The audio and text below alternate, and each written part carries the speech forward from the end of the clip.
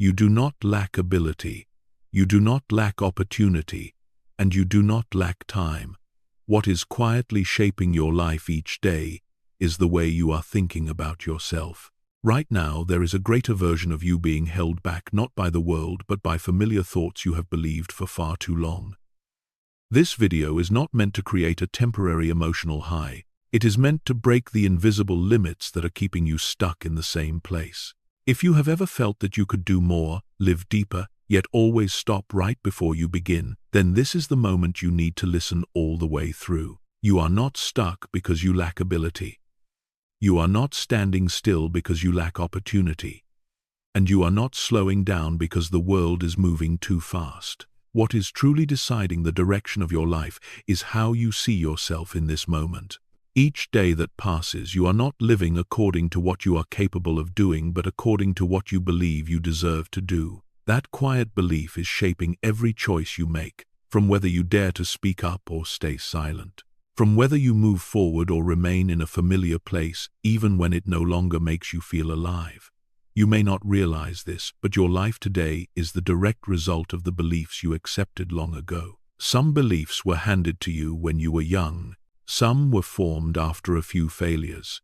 Some came from watching others move ahead and concluding that you are not like them. And those beliefs do not need to shout. They only need to whisper long enough for you to believe they are true. You no longer need anyone to stop you. You stop yourself before you begin. You lower your goals to avoid the feeling of disappointment. You call it realism, when in truth, it is the shrinking of who you are. The most important moment is not when you achieve something great. The most important moment is when you begin to question the limits you have lived with for so long. When you pause and ask whether life is really meant to be only this much. When you realize that the walls you are hitting are not built from concrete but from repeated thoughts. You do not act according to your true potential. You act according to the version of yourself you believe you are. And if that version is smaller than who you truly are, then every effort feels heavy. Every dream is reduced to fit inside fear. But the truth is, your potential does not disappear just because you are not using it. It is still there, quiet, patient, waiting for the moment you allow yourself to see wider. When you begin to believe that you can learn more, that you can try again, that you can fail and still continue. In that moment, a door has already opened, even if you have not stepped through it yet. Because the greatest change always begins with something very quiet. It is the moment you stop seeing old limits as destiny and begin seeing them as a way of thinking that has reached the time to be replaced. And from that moment on, your life is no longer guided by familiar fear, but begins to be guided by a new question. If I think just a little bigger, what becomes possible? You are capable of more than what you are currently doing, but you only allow yourself to do what you believe is safe. Every decision you make passes through an invisible filter, and that filter is not intelligence or experience, but the belief you carry about yourself. When you believe you are not good enough, you choose paths with less risk. When you believe you do not belong in bigger spaces, you step back even when no one asks you to. When you believe success is meant for a different group of people, you act like an outsider. You do not lack ability. You are simply using your ability within a frame that is too small. People do not fail because they lack potential. They stop because they believe stopping makes sense. Belief works like a silent command. It determines how much energy you bring into each action. It determines the questions you dare to ask and the questions you never allow to appear in your mind. When belief is small, you ask how to avoid failure. When belief is large, you ask how to go further. Those two questions lead to two completely different lives, even when the starting point is exactly the same. You may have seen people who are not more capable than you yet go much further. That is not because of luck or timing. It is because they believe they can find a way while you are waiting for proof before you believe. But proof only appears after you act, and action only appears after you believe. This is the loop many people do not realize. They wait for certainty before moving, while certainty only comes after they have moved. Belief does not need to be perfect. It only needs to be large enough for you to begin. When you believe you can learn, you allow yourself to try. When you believe you can adapt, you are not paralyzed by change. When you believe you have value, you no longer need to shrink yourself to fit other people's expectations. The most dangerous thing is not failure, but living for years inside a limited belief and calling it reality. Reality is not fixed. Reality is shaped by how you see and how you respond. Two people stand before the same situation, but one sees limitation while the other sees possibility. Not because the situation is different, but because the belief is different.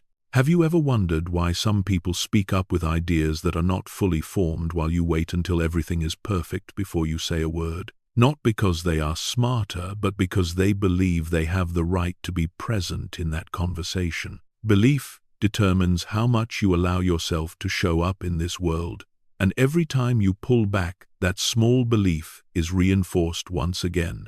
You call it being cautious, but in truth, it is the repetition of an old pattern. Every time you step forward even slightly, that belief begins to shift. You do not need to believe you will achieve great success immediately. You only need to believe that the next step is possible. A bigger belief does not arrive as an explosion. It is built from moments when you choose not to turn back when fear speaks. When you change the question from, "Am I good enough?" to, "How can I do this better?"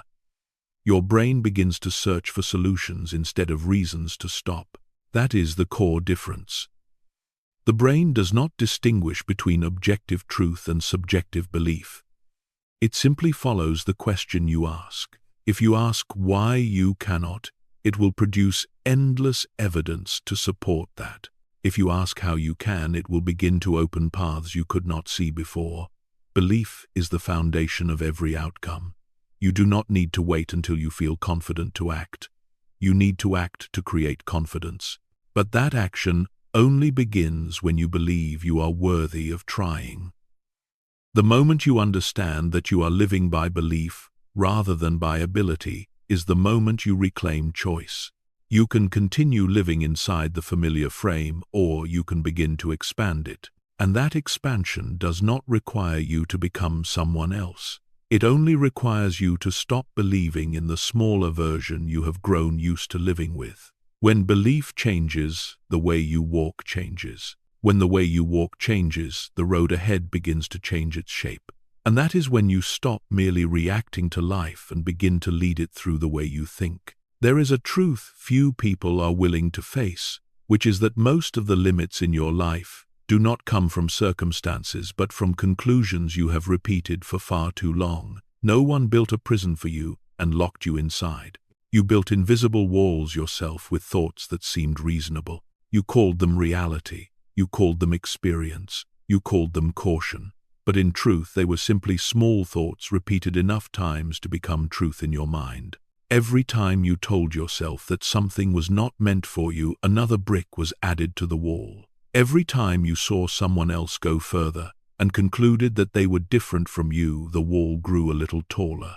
Every time you chose silence instead of speaking up out of fear of being judged, the wall became thicker.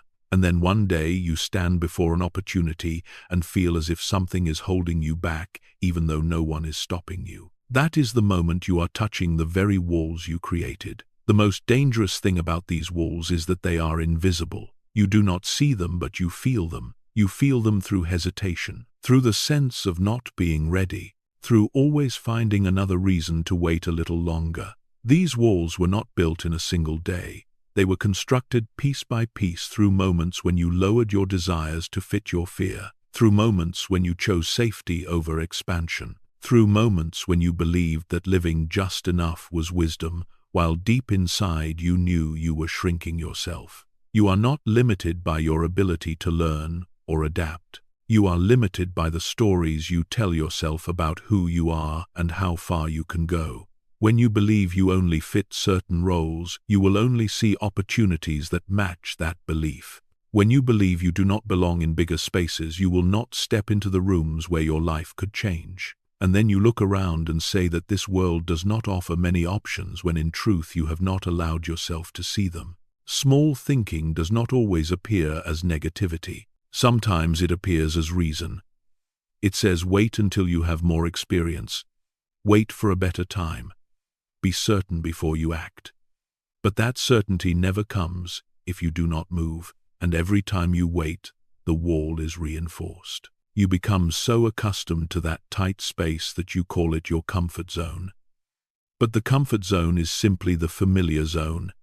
It does not guarantee growth. It only guarantees that you do not have to face a new fear. People do not fear failure as much as they fear looking back at themselves and realizing they never dared to try. So they choose to live within familiar limits and call it wisdom. But deep inside, there is a part of you that knows very clearly that life is wider than this. That part speaks up every time you feel restless, even when everything on the surface seems fine. That part keeps you dissatisfied with small successes if they do not reflect who you could become. These invisible walls are also fed by environment. When you are in a space where people constantly talk about limitations, your mind learns to narrow its vision. When you hear enough stories about failure without stories of rising above, you begin to believe that safety is the only option. But look closely. The people who have gone further are not without fear. They too stood before invisible walls just like you. The difference is that they did not accept them as final boundaries. They questioned them. They doubted limits that were assumed to be obvious. And the moment they questioned them, a brick began to fall. You do not need to tear down the entire wall in a single day. You only need enough courage to realize that the wall is not destiny. It is simply a mental structure built from old thoughts. When you begin to change the way you speak to yourself, the wall begins to crack. When you change from "I cannot" to "I will find a way," your brain begins to operate differently. When you change from "I do not belong there" to "I have the right to try," you have taken a step out of the invisible prison. The world did not shrink you. You shrank yourself to feel safer in a vast world. But that safety comes at the cost of aliveness. And at some point, you will have to choose.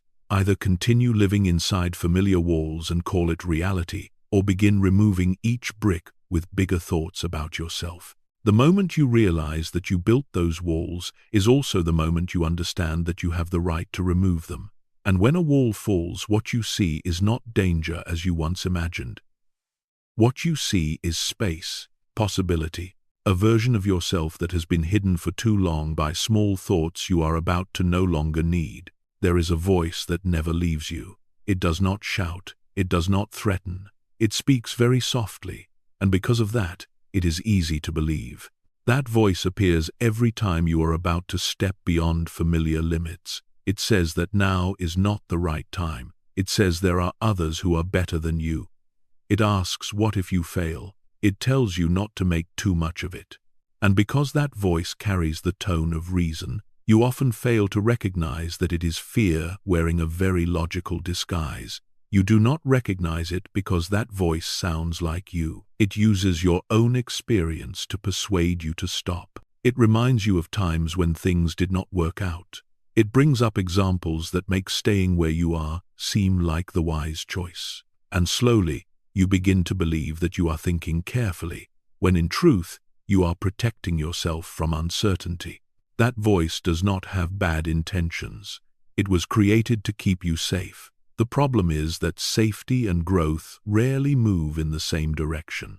Every time you listen to it, you avoid a bit of discomfort, but you also give up a chance to expand.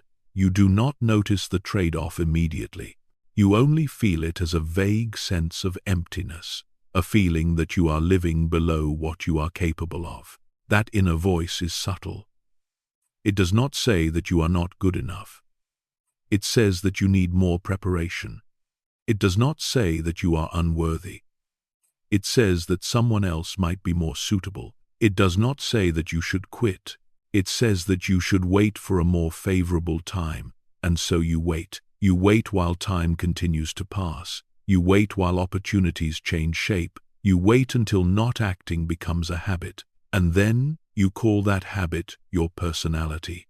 You begin to believe that you are cautious, that you do not like taking risks, that you are practical. But deep inside, you know that this is not the whole of who you are. You know because every time you see someone else dare to step forward, you do not only feel envy, you feel a slight sting. Not because they have something you do not have, but because they are doing something you once considered and did not do. That inner voice also likes to compare. It tells you that others are more confident, that they speak better, that they have stronger foundations. And in doing so, it convinces you that you arrived too late. But the truth is that no one enters the path of growth from the same starting point. Everyone carries their own fears. The only difference is that some people believe fear is a signal to stop, while others see it as a sign that they are standing at a new threshold. That inner voice also loves to use the past to control the present. It reminds you that last time you tried, things did not go as planned. It forgets to mention that the version of you back then is not the version of you now. It forgets to mention what you learned each time you tried. It selectively focuses on details that reinforce inaction, and you believe it because it is familiar. Human beings tend to believe what is repeated long enough. But pause and look closely. That voice is not you. It is only a collection of old reactions. It was shaped by environment, by words you once heard, by moments when you were judged, by times you pulled back to avoid being hurt. It does not represent your potential. It only represents the level of safety you have grown accustomed to. When you are about to step into a new level, that voice always becomes louder, not because you are doing something wrong, but because you are doing something different. Your brain is programmed to prioritize familiarity. Anything new is treated as a risk, even if it carries opportunity. So that voice tries to pull you back. It says, wait, think more, be more certain. But the truth is that you cannot become more certain about something you have never done. Clarity does not come before action, it comes after action. Every time you listen to that voice, without questioning it, you hand control over to fear. You do not need to make that voice disappear. You only need to stop letting it make decisions for you. When it says you are not ready, you can acknowledge the feeling and still take a small step. When it says you might fail, you can accept that possibility without letting it decide the outcome. Courage is not the absence of fear. Courage is hearing fear and moving forward anyway. Every time you act while that inner voice is still present, you are rebuilding your relationship with yourself. You are saying that you do not need to wait until you are perfect to live up to your potential. You are proving that the small voice is no longer the only guide. And over time, as you repeatedly choose action over waiting, that voice changes. It does not disappear, but it loses its power. It no longer decides where you go. It becomes a signal that you are stepping beyond the old zone. That is the moment you understand that the voice that once kept you from reaching a higher level was never a barrier. It was a gate, and every time you walk through it, you do not only move forward in the outer world, you expand the inner world of who you are. Thinking big is often misunderstood as a form of unrealistic dreaming. Many people hear the phrase thinking big and immediately associate it with ignoring circumstances, dismissing limits, and chasing flashy images with no foundation. But that is not the nature of thinking big. Thinking big is not wishful fantasy. It is the way you expand how you see yourself and the potential growth of your life. Thinking big does not deny reality. It asks deeper questions about reality. It does not ask, where am I now, but how far could I go if I learned more, tried more, and took one step further? The biggest misunderstanding that makes people afraid of thinking big is the belief that thinking big means greater pressure and greater failure. So they choose to think small to feel safer. But thinking small does not remove risk. It only removes opportunity. When you think small, you can still fail, but you fail quietly and with regret. When you think big, you may stumble, but you stumble while expanding yourself. Both paths involve difficulty, but only one leads to growth. Thinking big does not require you to have all the answers from the beginning. It only requires you to believe that answers can be found along the way. A person who thinks big is not someone with a perfect plan, but someone willing to begin while the plan is still unclear. They do not wait for all conditions to become favorable because they understand that conditions only become favorable after movement begins. Many people say they are realistic, but in truth they are simply loyal to familiar fear. They call not trying wisdom. They call staying still stability. But that stability slowly turns into stagnation. Thinking big does not ask you to abandon everything you have. It only asks you to stop automatically excluding possibilities you have never tried. When you think big, you allow yourself to ask different questions. Not how do I avoid being wrong, but how do I improve? Not am I good enough, but what do I need to learn? Not what will others think, but what will I think of myself if I do not try? These questions do not make life easier, but they make it more honest. Thinking big also does not mean wanting more money or higher status. Thinking big can simply mean wanting to live up to your potential instead of living at the minimum, wanting a clearer voice, wanting to create greater positive impact, wanting to work with stronger energy instead of merely getting things done. When you begin to see it this way, you realize that thinking big is not a burden but a release. It frees you from pretending to be satisfied with a life that no longer excites you. Another misunderstanding is that thinking big is only for special people. But there is no group born with the privilege of thinking big.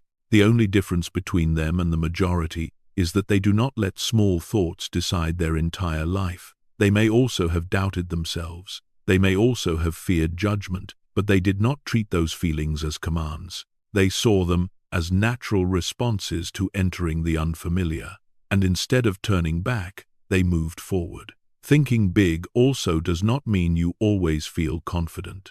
In fact, many people who think big feel more uncertain at the beginning because they are entering unmapped territory.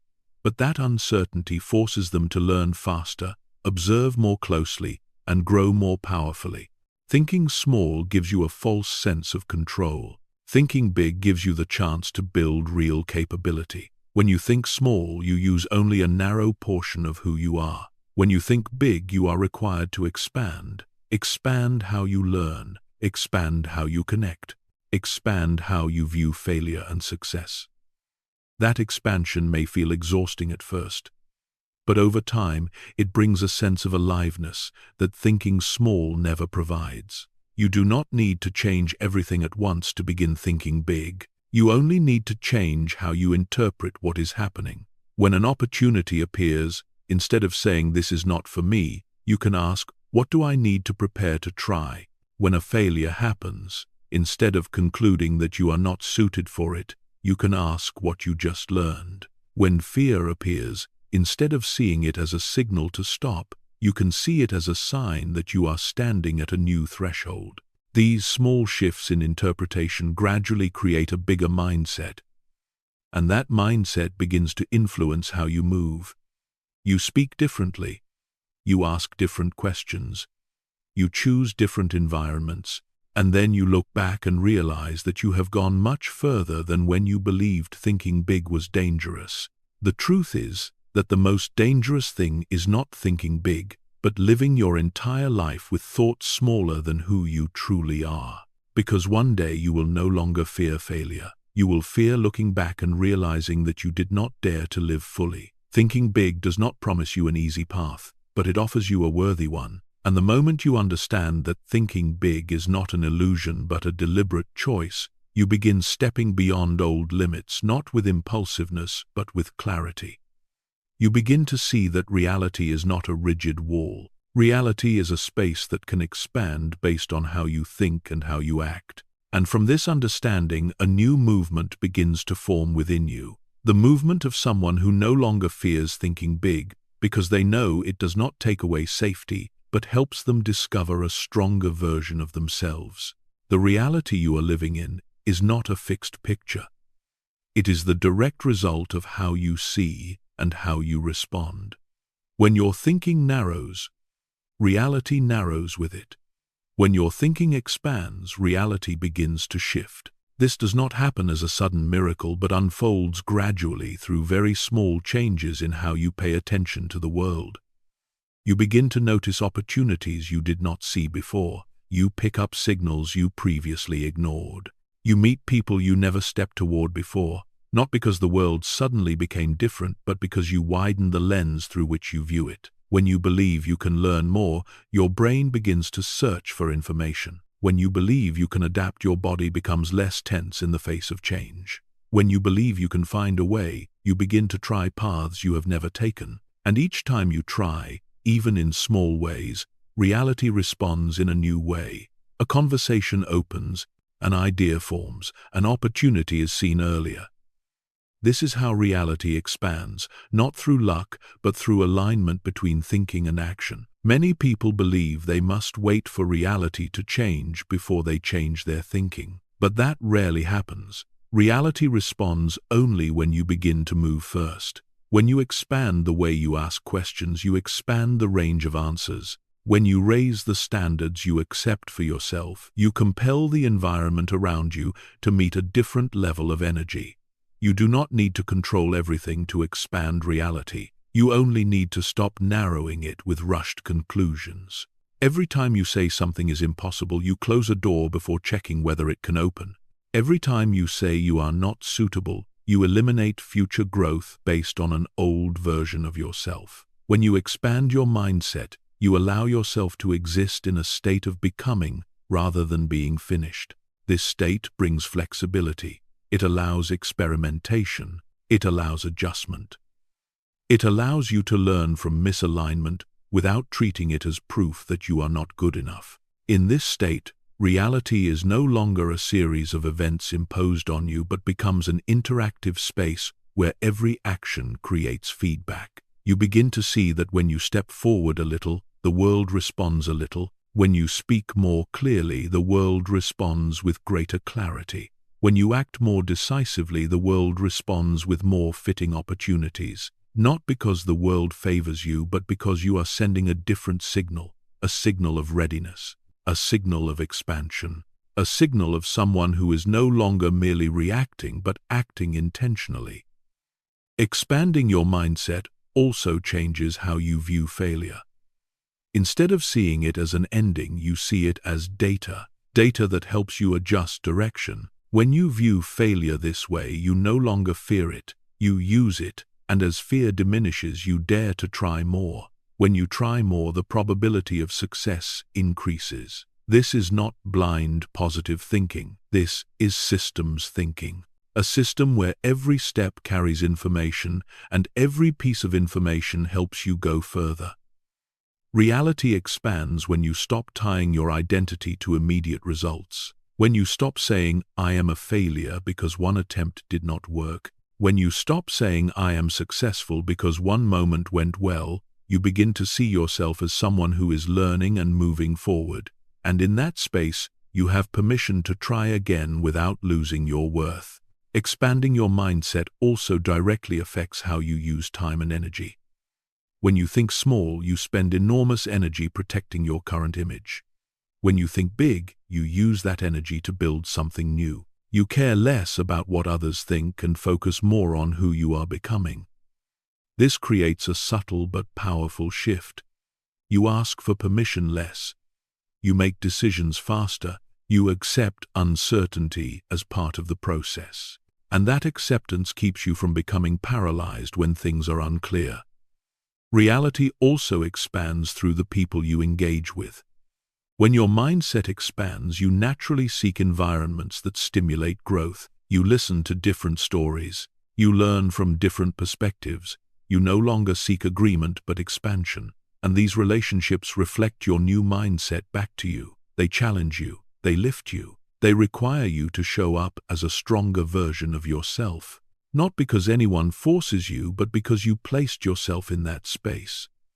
You cannot expand reality while keeping every old habit unchanged. Every expansion requires adjustment. Adjusting how you speak to yourself, adjusting how you respond to pressure, adjusting how you evaluate your progress. But these adjustments are not sacrifices, they are restructuring. You are restructuring how you interact with the world, and the world responds to that structure. When you expand your mindset, you stop asking why this is happening to me. You ask, what can I do with this? That question moves you from the position of victim to the position of creator. You do not control every circumstance, but you control how you move within it. And every conscious step opens new space ahead. You begin to realize that reality is not against you. It simply reflects how willing you are to expand. When you keep yourself small, the world keeps you small. When you dare to expand, the world shows you that it is far wider than you once believed. And within that vastness, you are not lost. You are invited to become a fuller version of yourself. This is the moment you understand that expanding your mindset is not a technique. It is a way of living. A choice not to shrink yourself to fit old limits. A choice to step into a reality that opens gradually according to how you think and how you act. And as you continue to choose this path, reality does not only expand outward, but becomes deeper inward as well. You do not only go further, you move with greater stability. And that is the foundation for entering the next phase, where stronger resistance appears, but also brings greater growth. When you begin to expand your mindset, you soon recognize a familiar resistance that appears at the most important moments. It is not circumstances, it is not other people, it is fear, carefully disguised as reasonable explanations. Fear rarely says stop because you are weak. It says stop because the conditions are not ready. It says wait because the timing is not right. And if you do not recognize this mechanism, you will believe that you are thinking carefully, when in truth you are postponing your life with excuses that sound perfectly logical. Fear does not need to make you panic. It only needs to make you hesitate. And hesitation repeated long enough becomes a habit, the habit of making excuses. This habit functions like a silent disease. It does not knock you down immediately. It slows you down little by little. You remain busy. You still have things to do. You still tell others that you are preparing. But deep inside, you know that you are avoiding an important step. Fear takes many forms. Sometimes it is called health. You say you will pursue that goal when you have more energy. Sometimes it is called age. You say you are too early or too late to change. Sometimes it is called ability. You say you are not smart enough or not skilled enough. Sometimes it is called circumstance. You say others are luckier. But no matter the form, its essence is the same. It helps you avoid the discomfort of trying and possibly not succeeding right away. The habit of making excuses gives you temporary relief. You do not have to face the possibility of failure. You do not have to face the judgment of others. You do not have to face what you do not yet know. But the cost of that relief is stagnation. Every time you use a reason not to act, you reinforce the belief that you are powerless in the face of circumstances. And that belief gradually becomes identity. You no longer say that you are afraid. You say that you are just that kind of person. The truth is, everyone experiences fear. The people you admire once stood before the same questions you face. They also felt unready. They also worried about whether they were capable enough. The difference is not that they lacked fear. The difference is that they did not give fear the authority to decide. They saw fear as a natural response to stepping into the unfamiliar, not as a signal to stop. When you understand this, you begin to see the habit of making excuses differently. You no longer view it as intelligent self-protection. You see it as a loop that keeps you stuck in place. And the longer that loop continues, the harder it becomes to break. Because each time you do not act, fear gains more evidence that choosing safety worked and nothing collapsed. But that sense of being fine exists only on the surface. Beneath it is a growing feeling of dissatisfaction, a feeling that you are living below your true capacity. Fear is also very skilled at convincing you that action must be big to be worthwhile. So you wait for a perfect move. You wait for a moment when everything is clear. And because that moment rarely arrives, you continue waiting. But the truth is, fear does not shrink when you wait. It grows. Every day you do not step forward, it gains more space to imagine worst-case scenarios. In contrast, even small action causes fear to contract. When you take a very small step, your brain registers that you survived. No catastrophe occurred. And from that point, confidence begins to build. The habit of making excuses exists because it has never been challenged. When you start questioning every reason you give, its power weakens. You can ask yourself whether this is fact or simply fear speaking. You can ask what the worst-case scenario truly is and whether you could handle it. Most of the time, you will realize that the cost of not acting is far greater than the cost of trying. Life is not destroyed by a few mistakes. It is narrowed by hundreds of moments of not daring to try. When you continue making excuses, you are not only delaying a goal, you are delaying becoming the person you could become.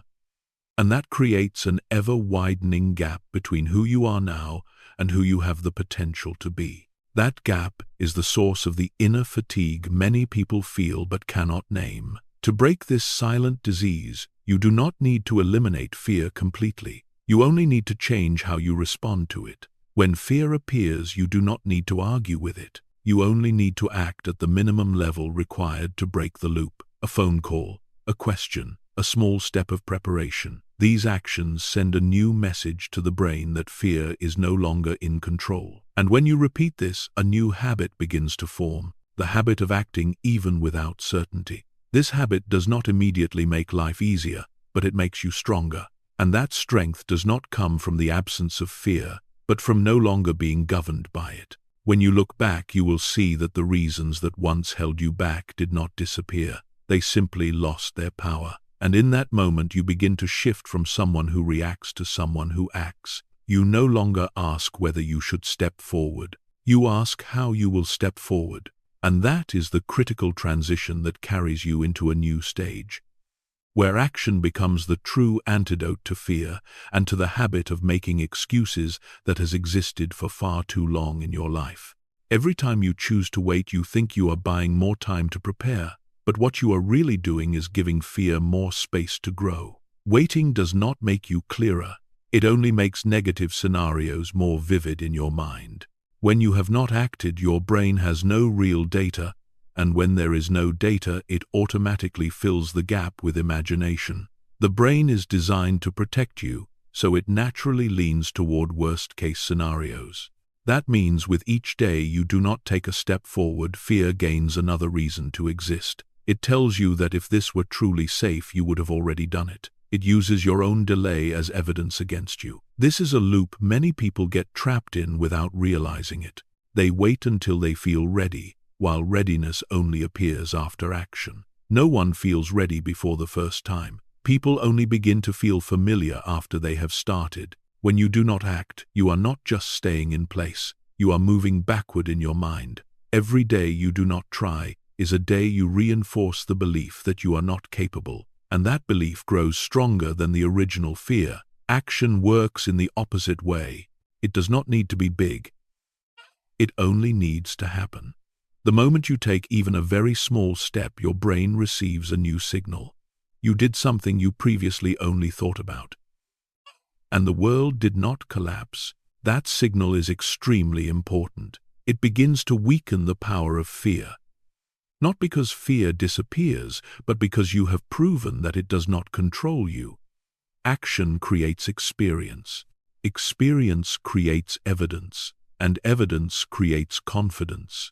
This is a chain no positive thinking can replace. You cannot think your way out of fear. You can only act your way through it. When you act, even while trembling, you teach your nervous system that novelty does not equal danger.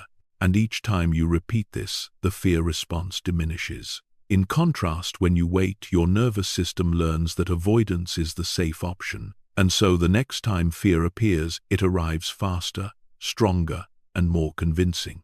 Waiting makes you believe you need better conditions. Action teaches you that you can adapt to current conditions. Waiting makes you focus on what you lack. Action makes you focus on what you can do. These two states create two completely different people. The person who waits lives in an imagined future. The person who acts lives in a present that is being built. When you wait, you often think you are avoiding failure. But in truth, you are avoiding the possibility of success as well. You avoid learning. You avoid growth. You avoid the sense of aliveness that comes from testing yourself. And over time, your life becomes flatter, fewer peaks, less emotion, not because you want less, but because you have grown used to keeping everything within safe limits. Action breaks that flatness. It brings you back into participation in your own life. When you act, you are no longer standing on the sidelines. You step into the game. And even when the outcome is not what you hoped for, you still gain something essential. The feeling that you are living with intention. This feeling is the foundation of self-respect. People do not lose confidence because they fail. They lose confidence because they do not dare to try. Every time you do not act, you send yourself a message that you are not important enough to prioritize. Every time you act, even in a small way, you send the opposite message that you are worth investing in. These messages accumulate over time and shape how you see yourself. Action also brings clarity. Many fears exist because of ambiguity. You do not know what will happen, so you imagine everything. When you act, reality begins to replace imagination. You see what is actually difficult, what is easier than you expected, what you need to learn next. And that clarity removes fear's ground. Fear thrives most in the darkness of the unknown. The light of experience weakens it. You do not need to act with perfect confidence. You only need to act with honesty. Acknowledge that you are afraid and still step forward. This creates a very different kind of strength. Strength does not come from feeling strong. It comes from witnessing yourself act when you are not. And every time you do this, you rewrite the story you tell about yourself. You are no longer the person who always waits for the right moment. You become the person who creates the moment through action. Time does not make fear disappear. Action does. Time only makes fear more sophisticated. Action makes it simpler. You do not need to defeat fear. You only need to walk through it. And every time you do, you realize that what lies on the other side is not the disaster you imagined. On the other side is relief, energy, the feeling that you chose to move forward instead of standing still. And when you accumulate enough moments like this, fear is no longer a barrier. It becomes a signal that you are moving in the right direction, a sign that you are expanding the territory of your life. From that point, action is no longer something you must force. It becomes the natural reflex of someone who no longer believes waiting will save them. You understand that only movement ever does. Many people believe they need to feel confident before they begin. They wait for some internal state to appear before allowing themselves to move forward. But the truth is that state rarely arrives unless you act first. Confidence is not a starting condition. Confidence is a result. It is created after each time you do something you once believed you could not. When you sit still and wait for certainty, you place your life in a passive position. You hand decision-making over to an emotion that is inherently unstable. That emotion constantly shifts with circumstances. So, if you wait for confidence, you will always find a reason to delay. Confident people are not those who never doubt themselves. They are those who have acted enough times to understand that doubt no longer gets to decide. Each time you act without certainty, you send a powerful message to yourself. That message says that you trust your ability to handle whatever happens. And that trust does not come from words, it comes from experience. Experience is the only thing that can truly change how you see yourself. You can hear hundreds of encouraging messages, but without evidence from your own actions, those words never take root. Action creates evidence. Evidence creates belief. Belief creates confidence. This is the natural sequence. When you reverse this sequence, you trap yourself. You cannot think your way into confidence. You can only build it. And that building always starts with very small actions. The first time you try something new, you almost always feel awkward. You do not speak smoothly. You do not perform perfectly. You may make mistakes, but it is precisely in those moments that you lay the first brick of real confidence. Not the kind based on image, but the kind based on experience. Each time you move through an uncomfortable situation and remain standing, your brain records that you are capable of adapting. And adaptability is the core of confidence. Confident people do not believe everything will go smoothly. They believe that whatever happens, they can handle it. That belief cannot form if you always avoid. It only forms when you face things directly. When you act, you also begin to change your relationship with mistakes. Instead of seeing mistakes as proof that you are not good enough, you begin to see them as part of the learning process. And when you stop tying your self-worth to doing things right, immediately pressure decreases. Reduced pressure allows more natural action. More natural action produces better results, and those results reinforce confidence. This creates an upward cycle. But for this cycle to begin, you must accept an uncomfortable truth. You will feel unconfident in the beginning, and that does not mean you are doing something wrong. It means you are doing something new. Many people quit at this stage because they confuse discomfort with a sign of misalignment. But that discomfort is actually a signal of expansion. Every skill you have ever developed once made you feel clumsy at the start. You were not born knowing how to do it. You learned by doing.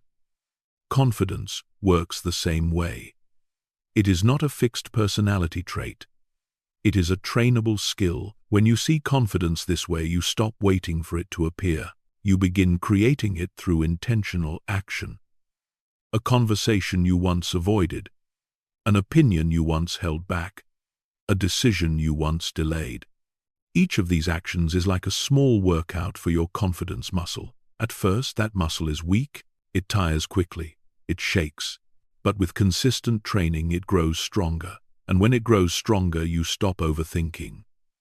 You act more naturally. You enter new situations with greater calm, not because you are certain of the outcome, but because you trust your ability to respond.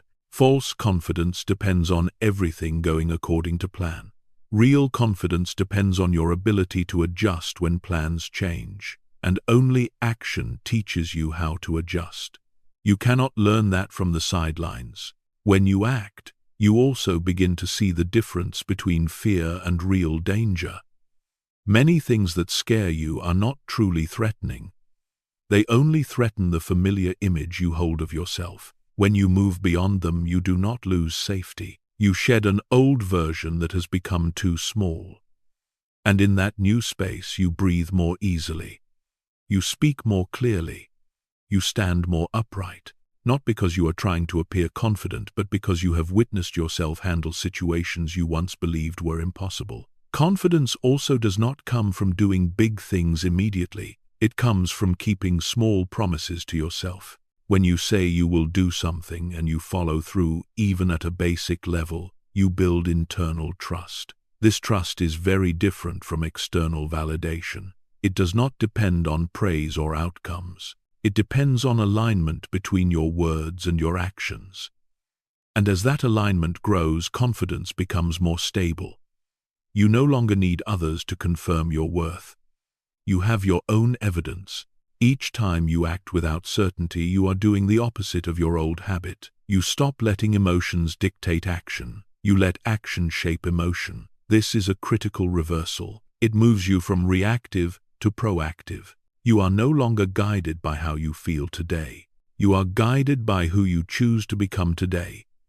And each such choice accumulates into a new identity. The identity of someone who does not wait for confidence to live, but lives to create confidence. When you look back, you will see that the most confident moments of your life did not come when everything was perfect. They came when you did something difficult and survived. They came when you stepped into uncertainty and found your way. And those moments shaped you more than any easy success ever could. Confidence is not a pleasant feeling. It is a deep trust that you can face life. And that trust is born only after you have truly faced it many times. So if you are waiting for confidence to begin, understand that you are waiting in the wrong order. The correct order is always action first and confidence second. And each time you choose to act despite fear, you lay another stone in the foundation of a version of yourself no longer ruled by hesitation. That version does not appear in a single day.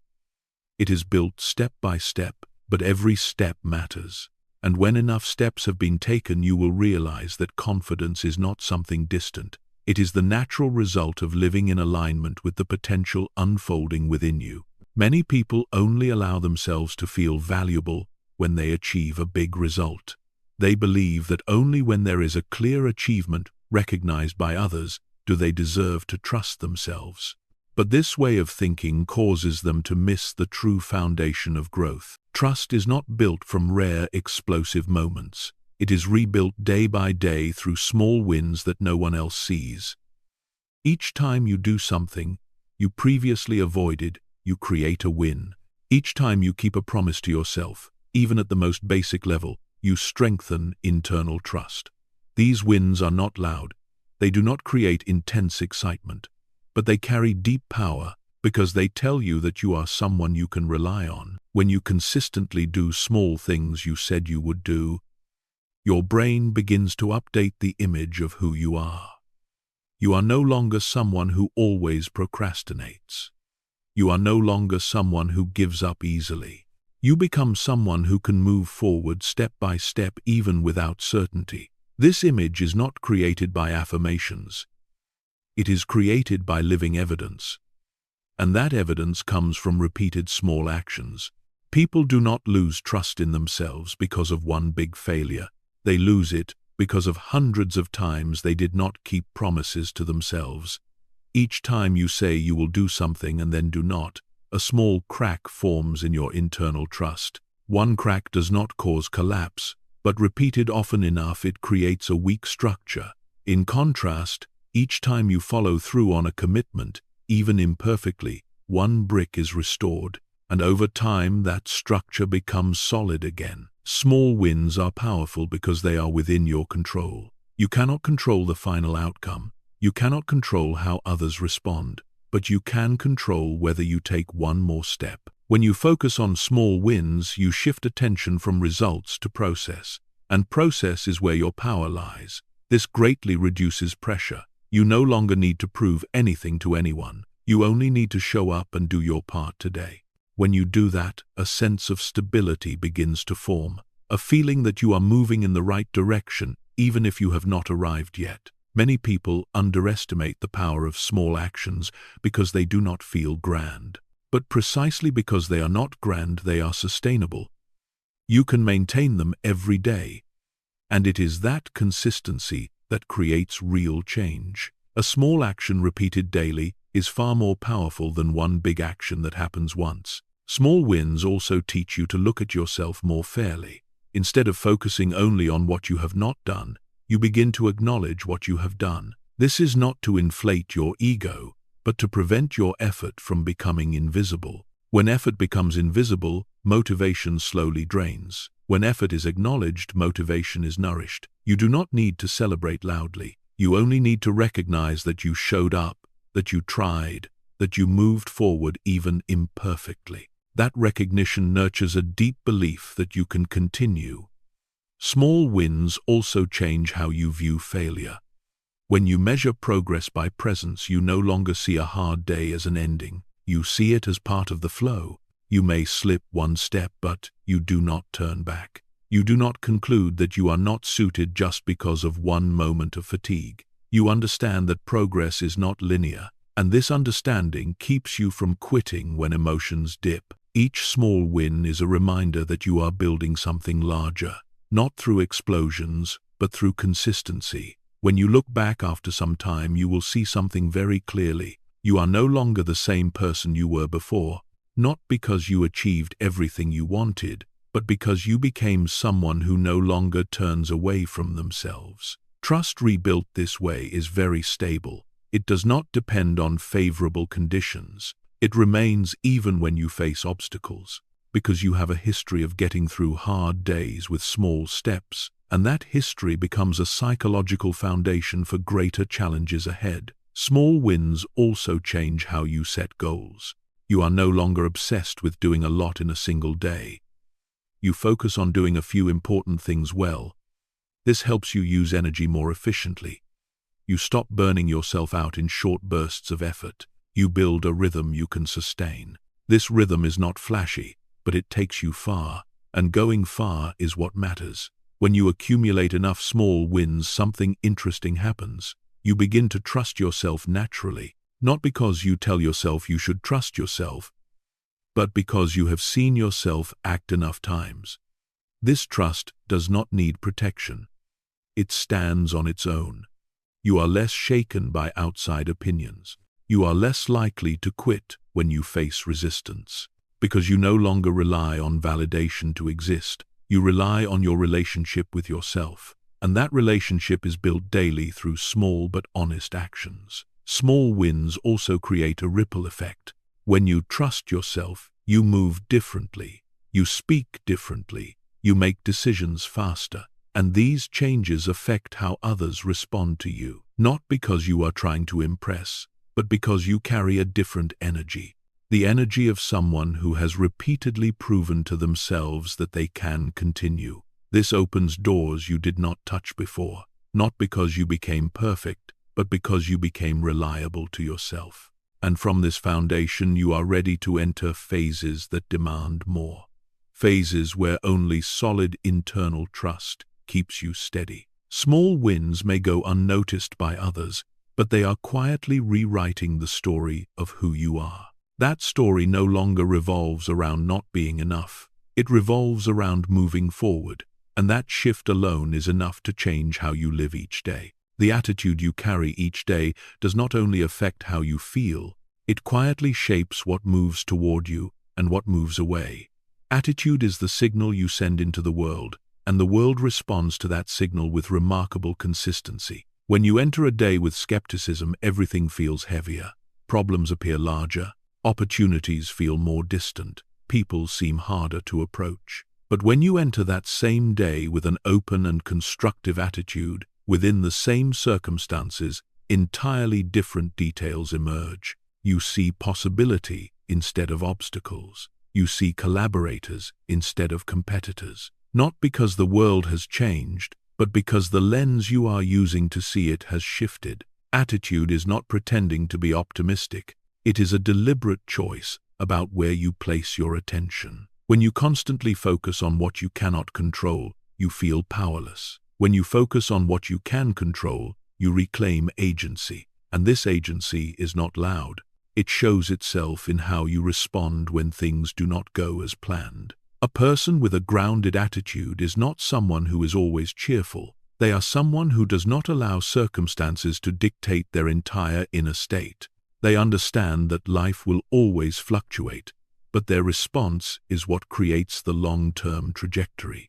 Attitude also powerfully influences how others perceive you. People are naturally drawn to those who carry a sense of possibility. When you speak with belief and clarity, others feel safer collaborating with you. When you carry negative energy, others feel pulled down, even if your intentions are good. This is not judgment. It is a natural human response to surrounding energy. A positive attitude does not make you naive. It makes you proactive. You do not deny difficulty.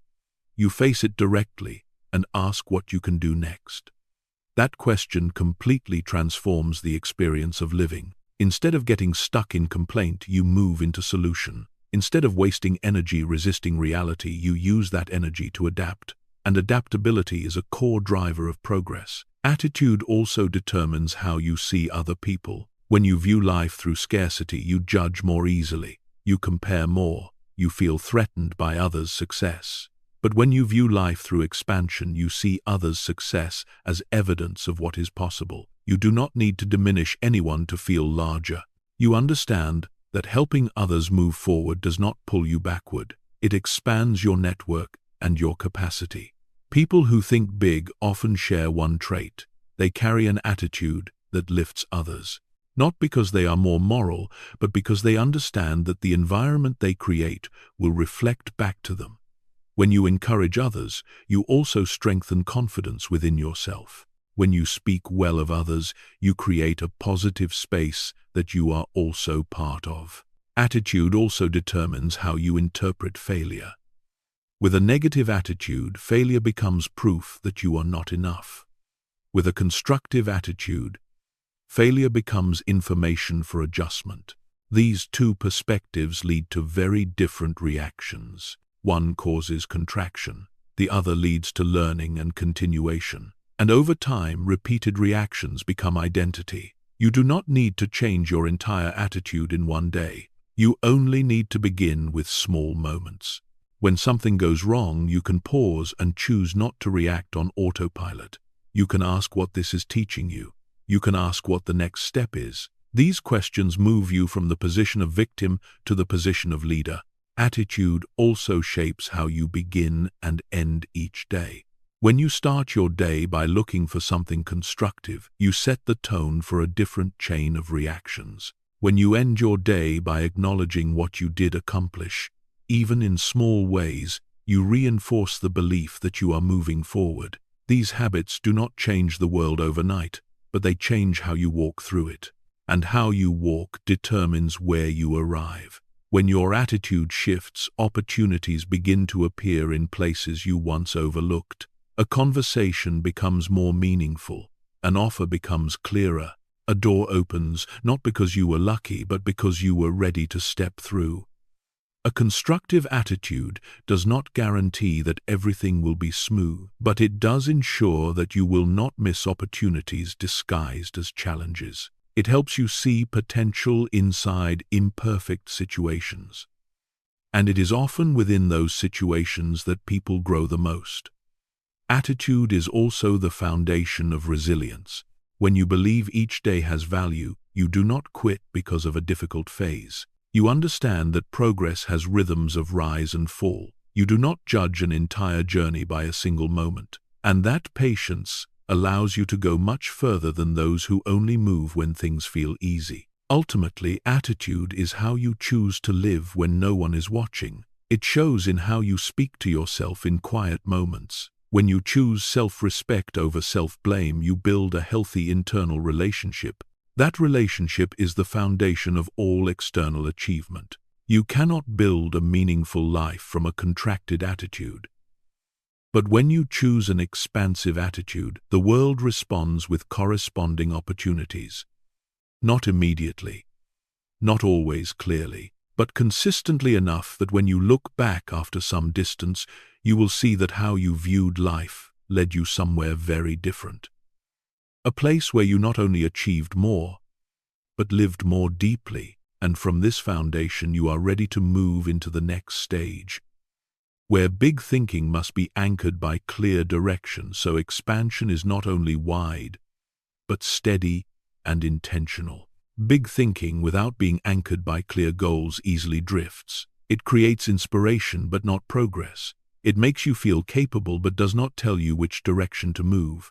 Goals are that anchor. They turn vague energy into directed movement. When you set a specific goal, you are telling your mind, this is where we are going, and the mind is very good at finding a path when it knows the destination. Without goals, big thinking is scattered into disconnected ideas. With goals, big thinking begins to organize every action around a clear axis. A goal is not only something you want to achieve, it is how you decide to use your time, energy, and attention. When a goal is large enough, it creates a pulling force. This force naturally adjusts your behavior. You say no to things that no longer fit. You say yes to things you previously avoided. Not because you force yourself, but because you know where you are heading. Many people set goals that are too small because they fear disappointment. They choose destinations they are certain they can reach to avoid the feeling of failure. But such goals rarely produce real growth. They keep you inside what is familiar. Big goals create a sense of unease. They require you to learn more, to change, to expand. And that unease is a sign the goal is doing its job. Goals do not exist to make you comfortable. They exist to pull you beyond your current version. When you have a goal that is big enough, you begin to see everything differently. Failure is no longer an ending. It becomes a necessary adjustment. A misstep is no longer proof that you are not good enough. It is information that helps you recalibrate your path. You stop judging yourself by immediate results. You judge yourself by whether you continue moving toward the goal. This creates a very different kind of resilience. You do not quit because of one difficult phase. You understand that every meaningful journey has rough sections. Goals also sharpen your focus. In a world full of distraction, focus is a valuable asset. When you know what matters, you are less likely to be pulled by irrelevant things. You do not need to do everything. You only need to do the right things that serve your direction. This focus does not come from rigid discipline, it comes from clarity. When the direction is clear, you do not have to battle yourself constantly. You naturally choose aligned actions. Big goals also help you use imagination in a productive way. Instead of letting imagination generate fear, you use it to visualize the outcome you are moving toward. You do not fantasize vaguely. You picture specific feelings, how you live, how you work, how you show up in the world. This visualization is not an escape from the present. It is guidance for the present. When the mind holds a clear image, it begins finding ways to close the gap between now and that future. Goals also give meaning to sacrifice. When you have no goal, every effort feels heavy.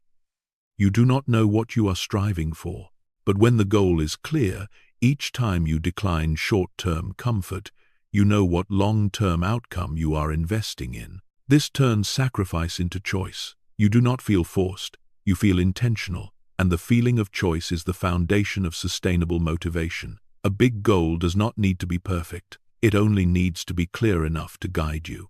You can refine it over time. You can make it more specific as you learn more about yourself. What matters is not whether the goal changes, but whether you continue moving toward expansion. When your goal reflects who you are becoming, it retains its pull. Goals also do not need to revolve only around external achievements. They can be about how you want to live, how you want to show up in relationships, how you want to use your energy each day. When a goal is aligned with values, it is harder to abandon. You do not quit because it is hard. You continue because you know what you are building. Big goals turn big thinking into a system of action. They connect vision to daily behavior. They help you see that each small step has meaning within a larger picture, and that sense keeps you from losing direction when the journey is long. When you set a goal that is large and genuine, you stop living reactively. You live with intention. You no longer only respond to what happens. You shape what happens next. From this foundation, big thinking stops being an abstract idea. It becomes a directed current of movement. A current that carries you forward not through haste but through consistency. And once that movement is established, you are ready to enter the next stage where creativity is required to move beyond the new limits that thinking and goals have opened. When you set a big goal and begin moving toward it, you will soon encounter new limits. Not limits of circumstance, but limits of old ways of thinking. This is where creativity becomes decisive. Creativity is not an inborn artistic talent.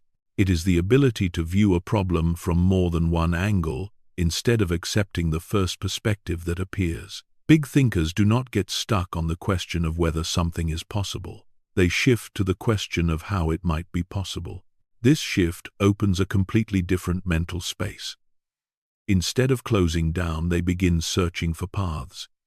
Instead of accepting barriers, they begin experimenting. Creativity does not arise when you are in complete safety. It appears when you need to keep moving forward, even though the old path no longer works. When one approach fails, an uncreative person stops. A creative person adjusts. They change the approach. They try a different perspective. And it is this flexibility that allows them to pass through limits others see as walls. Many people believe they are not creative because they are used to searching for a single correct answer. But life rarely has one answer. Life has many paths. Creativity is the ability to accept this and allow yourself to try different ways instead of waiting for a perfect one. When you allow yourself to try, you free the mind from the pressure of needing to be right from the start. And when pressure drops, the ability to observe and connect increases. You begin to see relationships you previously overlooked. You begin to combine what you know in new ways. This is the essence of creativity. It does not create something entirely new from nothing. It rearranges what already exists into a different structure. Creativity also requires accepting uncertainty. When you step into unmapped territory, you cannot know the outcome in advance. If you require absolute certainty, you will retreat to the old road. But if you accept experimentation, you will learn faster. Each experiment gives you data. That data helps refine direction. And over time, those experiments accumulate into experience. Creative people are not afraid of being wrong. They are afraid of standing still. They understand that there is no way to discover a new path without accepting a few dead ends. But each dead end teaches them something about the terrain, and that knowledge allows them to move forward with deeper understanding. Creativity is also closely tied to how you view problems. When you see a problem as a threat, you contract. When you see it as a puzzle, you are activated. The mind begins to play. It tries combinations. It flips perspectives. It reframes questions. This state does more than generate solutions. It preserves energy in the face of challenge. You are no longer weighed down by difficulty. You are curious about it, and curiosity is powerful fuel for persistence. Creativity also helps you escape comparison. When you try to follow someone else's path, you easily feel slow or inadequate. But when you focus on finding what fits your circumstances and capabilities, you enter a unique journey. You do not need to be anyone's copy. You only need to be someone willing to try different ways until you find what works. This creates a distinct kind of confidence. Not confidence from being better, but confidence from being more flexible. Flexible people do not break under resistance. They bend and continue. Creativity also requires changing how you speak to yourself. Instead of saying, "I do not know how," you can say, "I do not know how yet." Instead of saying, "This is impossible," you can say, "I have not found the way yet." These small shifts in language open a psychological space where solutions can appear.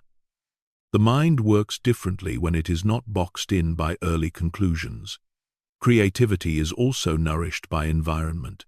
When you expose yourself to new ideas, you expand your internal library. When you read, listen, observe, and converse with people who hold different perspectives, you give the mind more pieces to connect. Creative people are not necessarily more intelligent. They simply have more pieces and are willing to arrange them in new ways. When you encounter a new limit, see it as an invitation to create, not as a declaration that you are not enough. Every limit signals that the old method has completed its role, and now it is time to develop a new approach.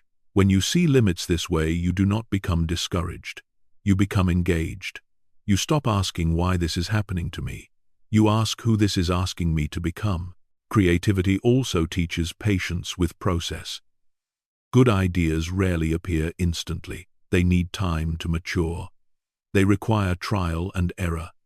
And through that process, you must keep the mind open, not rushing to conclude, not rushing to quit. Big thinkers understand that creativity is not a rare flash of brilliance. It is an attitude toward life. An attitude of trying, of adjusting, of learning from what does not work. When you cultivate this attitude, you are no longer confined by existing paths. You begin to create your own. And as you walk that path, you are not only moving toward a goal, you are developing yourself. Every experiment, successful or not, expands internal capability. You become more skillful, more flexible, more calm in the face of uncertainty. And these qualities prepare you to enter the next stage where big thinking is no longer only a personal journey but becomes the ability to lift others along with you. When you have expanded your thinking, set clear goals, and learned to use creativity to move beyond limits, a subtle shift begins to take place. The focus no longer revolves only around what you achieve, but shifts toward how you influence the people around you.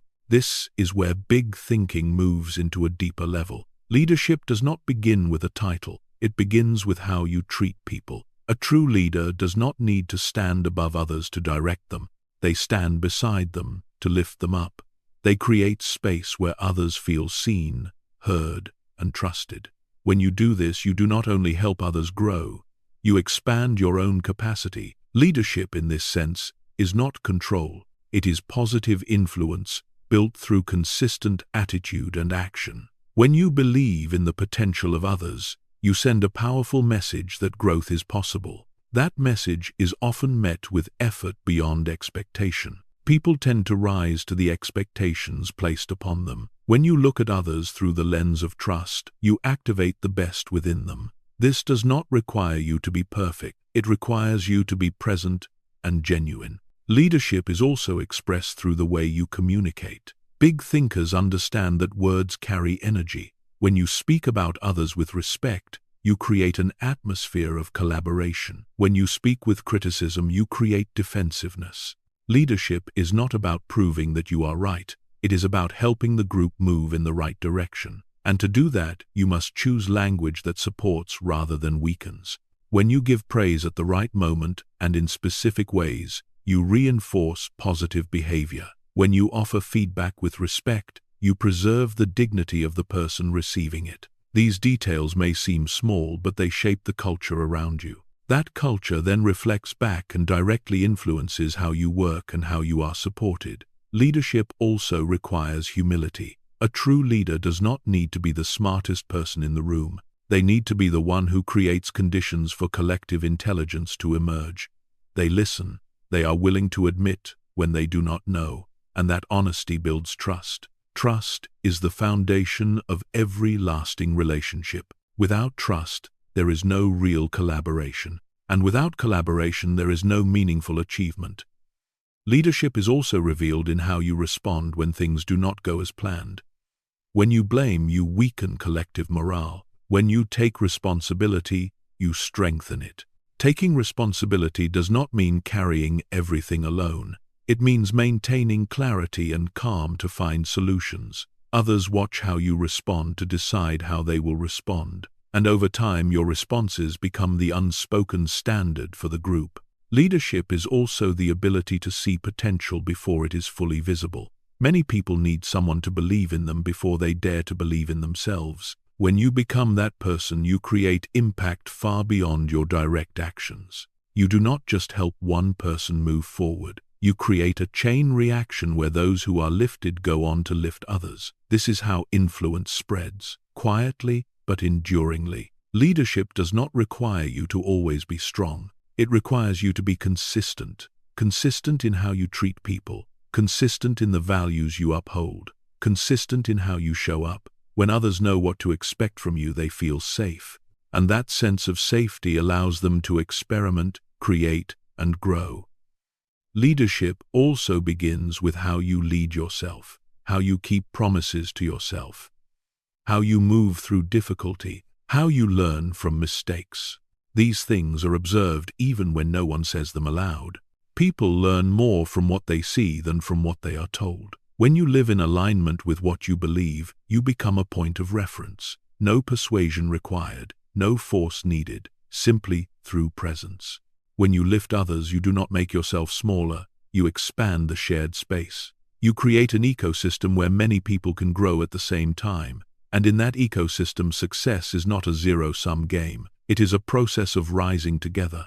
Small-minded thinking fears that helping others will make one fade. Big thinking understands that the more light is shared, the brighter the space becomes. When you step into this role, you no longer ask only what you have achieved. You ask who you helped move forward today. That question transforms how you live and work. It shifts focus from ego to impact, and that impact brings a deep sense of meaning, a sense that does not depend on external achievement. When you help others grow, you grow as well. You learn patience, you learn clear communication, you learn to see problems from multiple perspectives. These skills return to support your own journey. And when you look back, you will see that your greatest advances were often tied to moments when you lifted someone else. Leadership in this form does not require a high position. It requires the right inner position, a position of generosity and vision. And from that position, you are ready to step into the final stage, where everything you have built converges into a way of living where big thinking is no longer an effort, but an instinct. When you look back over this entire journey, you will see one thing clearly. Big thinking was never just an idea or a temporary emotional surge. It is a way of living formed day by day through how you think, how you act, and how you treat yourself as well as others. When big thinking becomes a way of life, you no longer have to force yourself to be positive or strong. You live that way naturally because everything inside you has been reorganized toward expansion. You no longer ask whether you should move forward. You ask what the next step is, and that question always pulls you ahead. Your life begins to shift trajectory, not because things become easier, but because you become steadier in the face of uncertainty. You are no longer paralyzed when answers are missing. You understand that answers emerge along the path.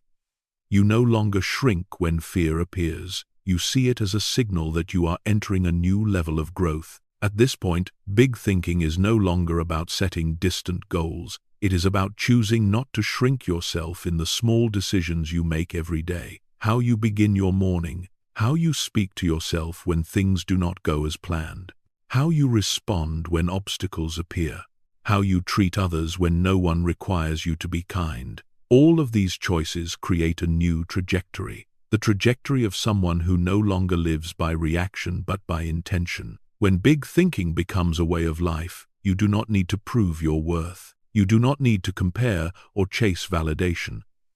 You focus on becoming slightly better today than you were yesterday.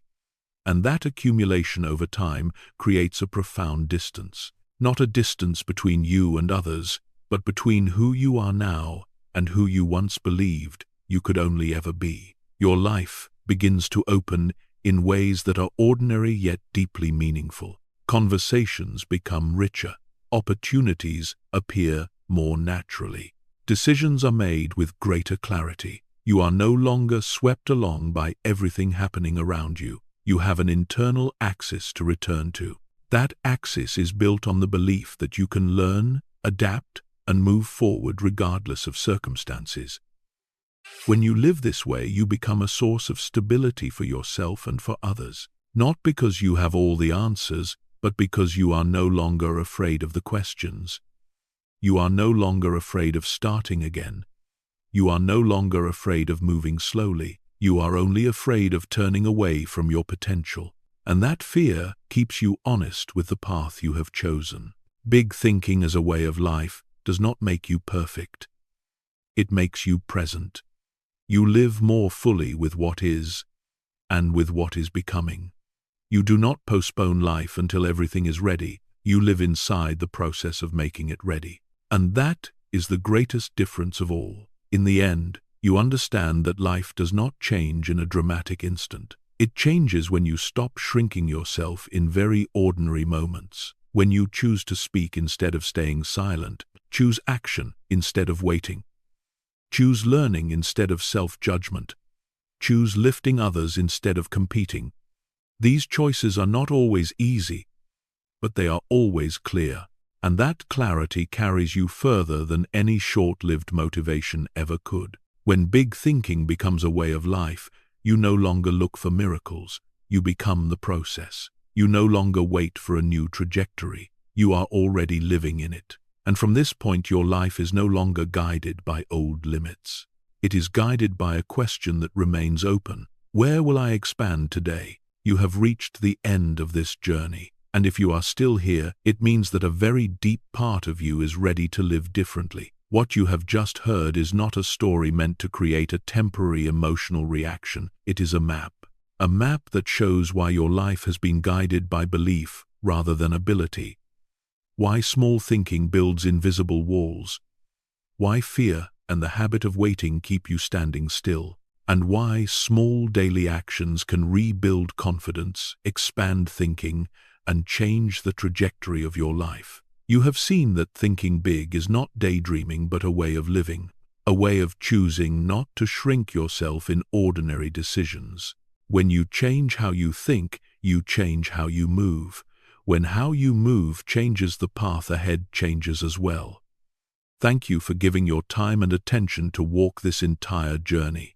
If this content gave you a new perspective or made you pause and reflect, please press like to support the channel. Share this video with a friend who may need to hear this message. And do not forget to subscribe to continue walking alongside stories that help you expand your thinking, live more deeply, and take control of your life from within.